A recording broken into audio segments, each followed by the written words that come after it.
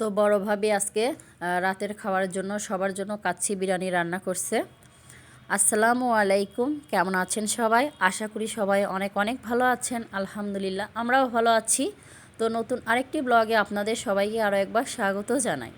তো কাচ্চি বিরিয়ানি রান্না করার জন্য এখানে মাংস প্রায় 2 কেজির মতো নেওয়া হয়েছে। আর কাচ্চি বিরিয়ানির যে মশলাগুলো থাকে তো এখন হচ্ছে পর্যায়ক্রমে সবগুলা দিয়ে দেওয়া হচ্ছে। তো এখানে কিছু গোটা মশলা আর হচ্ছে গুঁড়া মশলা আর কি, প্যাকেটে যা থাকে আর কি, তো সব কিছু দিয়ে নেওয়া হচ্ছে। তো রাতের খাবারের জন্য রান্নাটা করা হচ্ছিল। তো এখানে পরিমাণ মতো আদা আর হচ্ছে জিরা বাটা তো মাংসে দিয়ে দেওয়া হলো।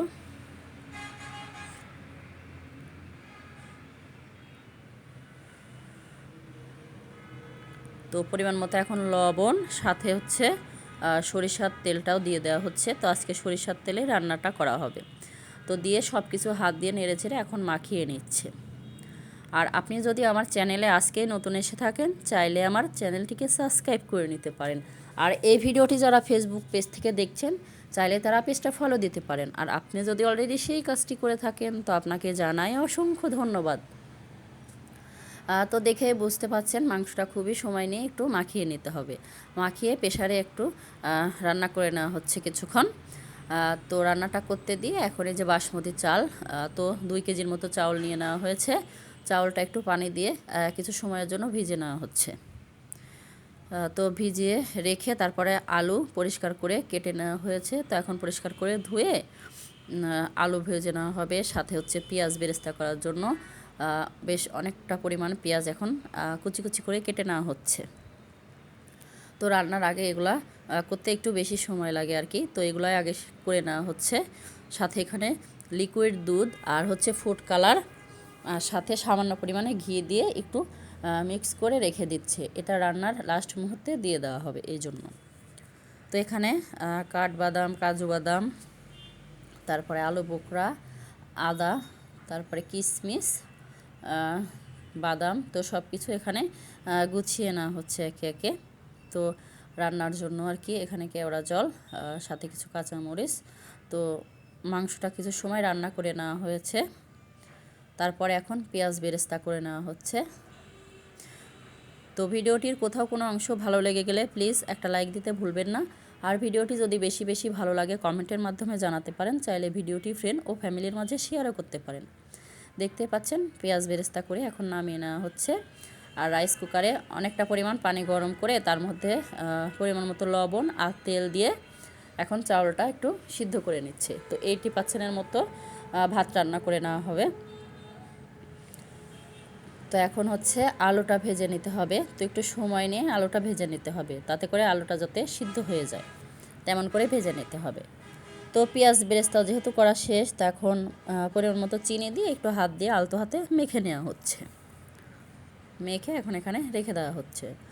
তো একে একে সবগুলো গুছিয়ে নেওয়া হচ্ছে রান্নার জন্য। তো সব কিছু গোছানো থাকলে রান্নাটা খুব তাড়াতাড়ি হয়। তো ভাতটা রান্না শেষ, তো এখন পানি ঝরিয়ে নেওয়া হচ্ছে। তো কাজগুলা ভাবেই করছিল, তো ভাবেই রান্নাটা করছিল আর কি সবার জন্য। তো আমরা সবাই মিলে বাড়িতে আসছিলাম, আর হচ্ছে এই জন্য কাচ্চি বিরিয়ানি রান্না করা হচ্ছিল আজকে রাতের খাবারে। তো এখানে সব কিছু দিয়ে দেওয়া হচ্ছে। তো মাংসটা পানি শুকিয়ে রান্না করে নেওয়া হবে কষিয়ে কষিয়ে। তো এ পর্যায়ে আলুটাও দিয়ে দেওয়া হলো, দিয়ে এখন নেড়ে চেড়ে মিক্স করে রান্নাটা করে নিতে হবে একটু সময় নিয়ে। তো সব কিছু এ পর্যায়ে দিয়ে নেওয়া শেষ।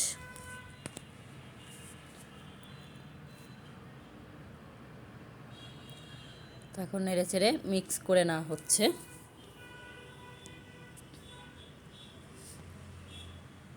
তো এখন পরিমাণ মতো কেওড়া জল দিয়ে নেওয়া হচ্ছে।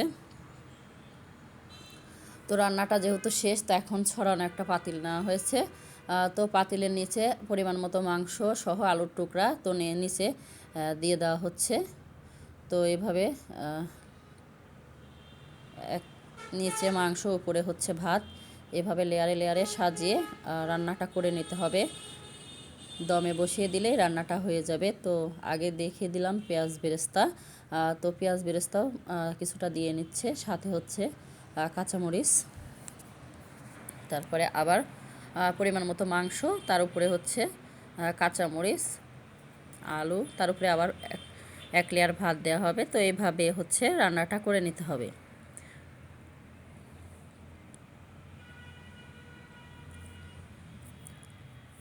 তো দেখতে পাচ্ছেন, আশা করছি দেখে বুঝে নেবেন। তো রান্নাটা করতে প্রায় অনেক সময় লেগে গিয়েছিল, খেতে অনেক মজা হয়েছিল। তো ভাবির হাতে কাচ্চি বিরিয়ানি আর কি।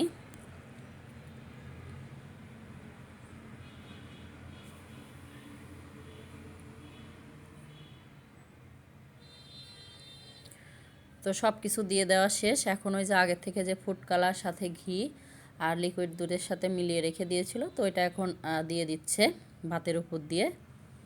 দিয়ে এখন দমে বসিয়ে দিবে, হয়ে যাবে। তো দমে বসিয়ে দিয়ে এখন শসা, পেঁয়াজ কুচি, টমেটো কুচি আর কাঁচামরিচ কুচি দিয়ে সব কিছু দিয়ে সালাদটা মেখে নেওয়া হবে আর কি। তো রান্নাটা যেহেতু শেষ, এখন প্লেটে প্লেটে বেড়ে দেওয়া হচ্ছে সবার জন্য। সবাই এখন একসাথে বসে খেয়ে নেবে। আর সাথে হচ্ছে জর্দাও রান্না করা হয়েছিল বাড়িতেই। তো খাবারগুলো খুবই মজা হয়েছিল, অনেক টেস্টি হয়েছিল। আমরা সবাই মিলে একসাথে খেয়েছিলাম। তো ভাবির হাতের রান্নাটা অনেক মজা হয়েছিল আর কি। তো ভিডিওটি প্রথম থেকে শেষ পর্যন্ত দেখার জন্য সবাইকে ধন্যবাদ। আপনাদের সবার সুস্বাস্থ্য ও দীর্ঘায়ু কামনা করে আজকের ব্লগটি আমি এখানেই শেষ করছি। আল্লাহ হাফেজ, আসসালামু আলাইকুম।